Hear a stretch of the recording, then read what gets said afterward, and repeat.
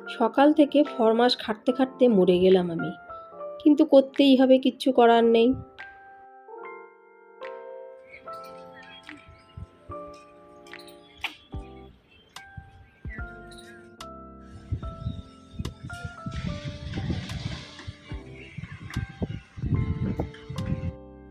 একদিন ছোট মেয়ের পরীক্ষা হয়, একদিন বড় মেয়ের পরীক্ষা হয়। এটাই হলো সবথেকে অসুবিধাজনক। দুজনের যদি একসাথে পরীক্ষা হয়ে একসাথে ছুটি পড়ে যায় তাহলে কিন্তু সুবিধা, কিন্তু না, যেহেতু আমার ছোটো মেয়ে ছোটো ক্লাসে, বড় মেয়ে বড় ক্লাসে, ওই জন্যই মনে হচ্ছে ওদের পরীক্ষার দিন আলাদা আলাদা। ছোটোটাকে তো নিয়ে গেছিলাম, গিয়ে বাসে উঠিয়ে দিলাম, সাথে সাথে আমি ঘরে চলে এসেছি। আমার বড় মেয়েও কিন্তু সকাল সকাল উঠে গেছে, উঠে গিয়ে রীতিমতন পড়তে বসে গেছে। আমি বললাম যে আরেকটু ঘুমা, বললো না মাম্মা, কালকের পরীক্ষাটা বেশ টাফ আছে, এখন শুলে হবে না, ঝটপট করে একটু পড়ে নিই, তারপরে পড়ে উঠে একটু খেলতে যাবো। আমি বললাম ঠিক আছে, তাই শুয়ে। তো ও পড়তে বসেছে, আমি আর এখন অন্যান্য কাজ করতে গেলাম না। আগে একটু ওর জন্য খাবার বানিয়ে দিই, আর তারপরে চা বসিয়ে দিলাম। এবার আমি যাব আমার কাজ করতে। চাটা হবে, চা হতে কিন্তু বেশ খানিকক্ষণ সময় লাগে, আর আজকে একটু দুধ চা খেতে ইচ্ছা হচ্ছে। পরিবর্তন সবাই চায়, প্রথমেই বলেছি। সবসময় একঘেয়েমি কালো চা যে খেতেই হবে এমন তো কোনো কথা কোনো জায়গায় লেখা নেই। ইচ্ছা হলো তাই একটু দুধ চা বসিয়ে দিলাম। নমস্কার আমার প্রিয় ইউটিউব পরিবার, তোমরা সবাই কেমন আছো? আশা করছি তোমরা সবাই অনেক ভালো আছো, সুস্থ আছো, আমিও ভালো আছি। আমি সুপ্রিয়া, আমি তোমাদের সবাইকে আমন্ত্রণ জানাই নাসিকের ঘরকন্যার আরেকটি নতুন ব্লগে। যে প্রান্ত থেকে আমার ভিডিওটি, আমার ব্লগটি দেখছো, আশা করছি তোমরাও সবাই অনেক ভালো আছো। একটা কথা না বললেই নয়, একা একা থেকে কাজ করা, আর যে কেউ, সে আমার কর্তামশাই হোক আর মেয়েরাই হোক আর যেই হোক না কেন, ঘরে থাকলে সেইভাবে কাজ করা মধ্যে কিন্তু অনেক পার্থক্য থাকে। আর মেয়েরা ঘরে মানে তো শুধু ফরমাস, মাম্মা এটা দাও, মাম্মা ওটা দাও, মাম্মা একটু জল দাও, একটু পেন্সিল দাও, একটু রবার দাও, একটু খাতা দাও, একটু কল দাও। মানে পাশে থাকলেও উঠিয়ে কিন্তু নেবে না। তোমাদের বাড়িতে এরকম হয় কি না অবশ্যই কিন্তু আমাকে কমেন্টসে জানিও। মানে একটার পর একটা ওই ছুতো ধরা বুধোর মা, আমার মা ছোটোবেলায় আমাকে বলতো, তা আমার মেয়ে দুটো হলো তাই। কিন্তু কিছু করার নেই, যেহেতু পরীক্ষা চলছে ওই জন্য ঝটপট করে আমাকে ডাকার সাথে সাথেই আমি পৌঁছে যাচ্ছি। মানে ডাকাটাও পুরোপুরি কমপ্লিট ওর হচ্ছে না, তার আগে আমি গিয়ে বলছি কী লাগবে শিগগিরি বল, কী লাগবে। মানে পরীক্ষাটা দিয়ে উদ্ধার হয়ে গেলে জন্য আমি বাঁচি। প্রতিদিনকার মতো আজও খুব সুন্দর দুটো কমেন্টস তোমাদের সাথে আমি শেয়ার করব। প্রথম কমেন্টসটি লিখেছে কাকলি অল ইন অল দিদিভাই। দিদিভাই লিখেছে, সুপ্রিয়া বোন, তোমার ভিডিও দিনকে দিন খুব ভালো হচ্ছে। অসংখ্য ধন্যবাদ দিদিভাই এত সুন্দর একটা কমেন্টস করার জন্য। আমাদের জন্য ভুলে যেও না। না না দিদিভাই, এটা কি কোনো সময় হতে পারে বলো? তোমাদের আশীর্বাদ সাপোর্টের জন্যই আমি এগাচ্ছি। আমার ভালো লাগছে করতে। তোমরা এত সুন্দর সুন্দর কমেন্টস করছো, মনে হচ্ছে যেন আর একটু ভালো ইমপ্রুভ করি। তাহলে তোমরা পাশে আছো বলেই আমি আছি, তোমরা না থাকলে আমার পক্ষে করা একদমই সম্ভব না। অসংখ্য ধন্যবাদ দিদিভাই, তুমি যে এত সুন্দর এত ভালোবেসে একটা কমেন্টস করেছো। চলো এবার পড়া যাক দ্বিতীয় কমেন্টসটি। দ্বিতীয় কমেন্টসটি লিখেছে একাকা স্বপ্ন বোন, একাকা স্বপ্ন ব্লগ।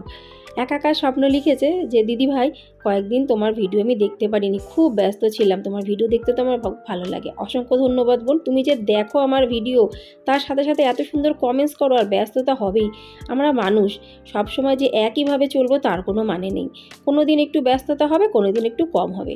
তুমি যে আমার ভিডিও দেখো, কমেন্টস করো, তার জন্য তোমাকে অনেক অনেক ভালোবাসা। আর আমি একদমই রাগ করিনি, একদমই রাগ করিনি। যে বন্ধুরা আমার ভিডিও দেখে কমেন্টস করো, সবাইকে অনেক ধন্যবাদ, অনেক ভালোবাসা। আর যারা শুধু ভিডিও দেখো তাদেরকেও অনেক অনেক ধন্যবাদ, অনেক অনেক ভালোবাসা। কেন কি বন্ধুরা, এই প্ল্যাটফর্মটা এমন একটা প্ল্যাটফর্ম, মানে আমি যতদূর ভেবেছি, আমার চিন্তাভাবনা দিয়ে বলছি, এখানে একার পক্ষে চলা একদমই সম্ভব না। সবাই আমরা একসাথে তালগোল মিলিয়েই কিন্তু আমরা চলবো, তালে তাল রেখে চলবো, তবেই আমরা কিন্তু সবাই এগাতে পারবো। না হলে কোনো সময় এগানো এই প্ল্যাটফর্মে একার পক্ষে সম্ভবই না। শুনছি অনেক জায়গায় গরম পড়ে গেছে, কিন্তু দেখো আমার ব্ল্যাঙ্কেটগুলো ঠিক কিন্তু জায়গায় আছে। নাসিকে গরম পড়ার এখনও ঢের দেরি। যখন গরম পড়বে তার আগেই ব্ল্যাঙ্কেটগুলো তুলবো। রীতিমতন কিন্তু সোয়েটারগুলোও বাইরে। মাঝে মধ্যে মেয়েরা এখনও স্কুলে সোয়েটার পরে যায়, আমি তো বলি প্রতিদিন পরে যেতে। বললো মাম্মা কিছুক্ষণ পরার পরে না গরম লাগে, তখন ব্যাগের মধ্যে জায়গা হয় না সোয়েটার রাখার। সকালবেলার দিকে তো সত্যি বন্ধুরা একটু ঠান্ডা লাগেই, কিন্তু এই যে ব্যাগের মধ্যে জায়গা হয় না অত মোটা মোটা সোয়েটার তো ঠিক না, কোট টাইপের, তো ব্যাগের মধ্যে জায়গা হয় না। আর টিচার না, মানে এখানকার বেশিরভাগ স্কুলের টিচাররাই বাচ্চারা যদি সোয়েটার পরে যায় তাহলে সোয়েটার গরম লাগলেও খুলতে দিতে চায় না, ভাবে যে যদি বাচ্চাদের ঠান্ডা লেগে যায় সেই জন্য। তা যাই হোক, টিচাররা তো টিচারদের কাজ করবেই, আর খুব ভালো লাগে। কারণ অনেক অনেক বাচ্চারা আছে যে ঠান্ডার মধ্যে কোট সোয়েটার খুলে দেবে, আর তখন তাদের ঠান্ডা লেগে যাবে। সেই হিসাবে কিন্তু আমার মেয়েরা বলছে মামা সোয়েটার পরে যাব না, পরলে পুরো পরে যেতে হবে আর পরেই আসতে হবে।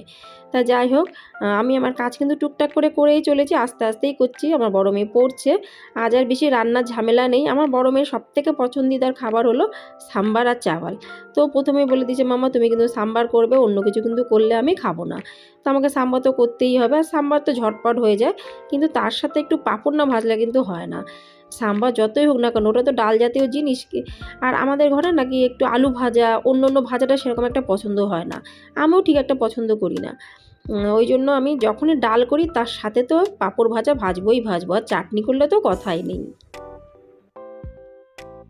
চাল নিলাম, দেখলাম যে চাল একটু বেশি হয়ে গেছে, তো ওই জন্য কিছুটা চাল আমি রাখলাম আর কিছুটা চাল আমি আবার পাত্রে রেখে দেবো।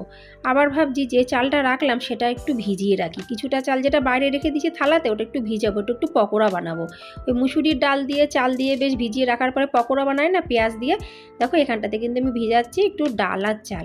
এখানে মুসুরির ডালটা দেবো না, দেবো একটু বিউলির ডাল। মুসুরির ডাল সত্যি কথা বলতে শেষ হয়ে গেছে, খুব বেশি খাওয়া হয় মুসুরির ডালটা। আর গরমকাল পড়লে তো কথাই নেই, মুসুরির ডাল দিয়ে আমডাল এত পরিমাণে খাওয়া হয়, মানে ডেলি খাওয়া হয়। তোমরা কে কে আমডাল পছন্দ করো গরম পড়ার সাথে সাথে অবশ্যই কিন্তু আমাকে কমেন্টসে জানিও। আর এই যে পকোড়াটা ভাজবো এটা কিন্তু এখনকার জন্য না, এটা ভাজবো সন্ধেবেলার। প্রতিদিন এক ধরনের কিন্তু কাজ হয় না, সময় বুঝে সব কিছু, পরিস্থিতি বুঝে সব কিছু, সবই যে একভাবে একদিন করব তার কোনো মানে নেই। আজকের কিন্তু কাজের কোনো প্যাটার্ন নেই, যখন যেরকম পাচ্ছি তাড়াতাড়ি করছি। আমার যে আবার ওদিকে দেখতে হচ্ছে ঘড়ি বারবার, আমার ছোটো মেয়ে চলে আসবে তাড়াতাড়ি, ওর তো তাড়াতাড়ি পরীক্ষা শেষ হয়ে যাবে। ও চলে আসার পরে তখন তো আর রক্ষে থাকবে না, তখন দুজনে মিলে শুধু মারামারি, এই ওর জিনিস টানবে ওর জিনিস টানবে, বলবে যে আমি ঘরে বসে এতটা পড়েছি আমি এখন খেলতে যাব। সেই কথা শুনে আমার ছোটো মেয়ে বলবে তাহলে আমিও এখন খেলতে যাব, আমি আর পড়বো না। মানে ঠিক এই পরিস্থিতি ঘরের মধ্যে তৈরি হয়। তাহলে ওই জন্য না বন্ধুরা, আমার ছোটোটা আসার আগেই আমি যতদূর সম্ভব কাজ কমপ্লিট করে রাখার চেষ্টা করি। আর সত্যি কথা বলতে আমার মেয়েরা স্কুল দিয়ে আসার আগে অন্ততপক্ষে রান্নাবান্নার কাজটা আমি সবসময় কমপ্লিট করে রাখি, কারণ স্কুল দিয়ে আসার পরে পরিস্থিতি পুরো পাল্টে যায়। এখন চাটা হয়ে গেছে, টিভিটা চালিয়ে দিয়েছি, এবার টিভি দেখতে দেখতে একটু চা খাবো, আমারও তো একটু পরিবর্তন চাই। আমার মেয়ে পড়ছে, বলছে মাম্মা আমার পাশে বসে একটু সবজি কাটো আর আমাকে বলে দাও। তো আমি বলছি ঠিক আছে দাঁড়া, আজকে সজনে ডাঁটা দেবো সাম্বারের ভেতরে। বলে আমি কিন্তু সজনে ডাঁটা খবরদার খাবো না, সিম্পল সাম্বার বানাবে। আমার সব দিক দিয়ে অসুবিধা, কিছু দিলেও জ্বালা কিছু না দিলেও জ্বালা। যাই হোক সবজি কাটতে কাটতে ওকে একটু পরিয়ে নিচ্ছি, বেশ ভালোই লাগছে।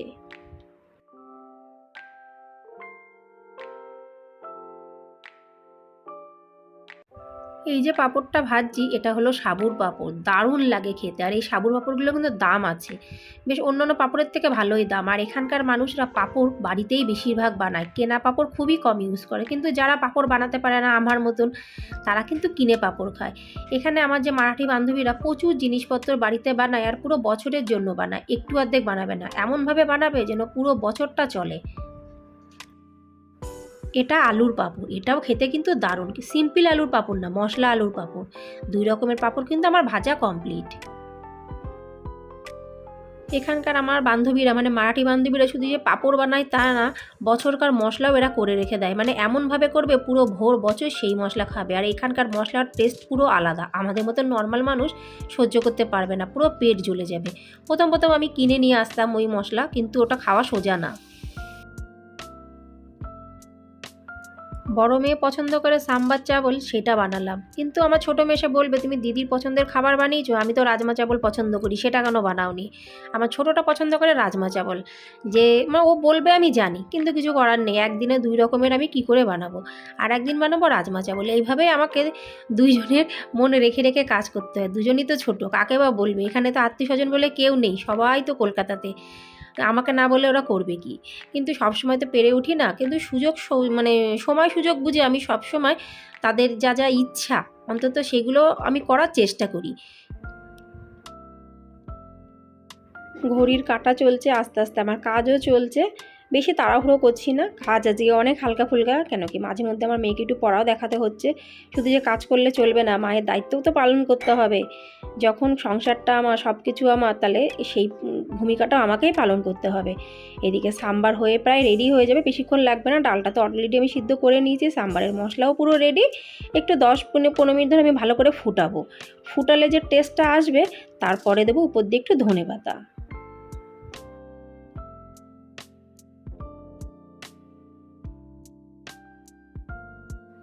ওই দেখো, বলতে না বলতে মনে হচ্ছে চলে এসেছে আমার মহারানী।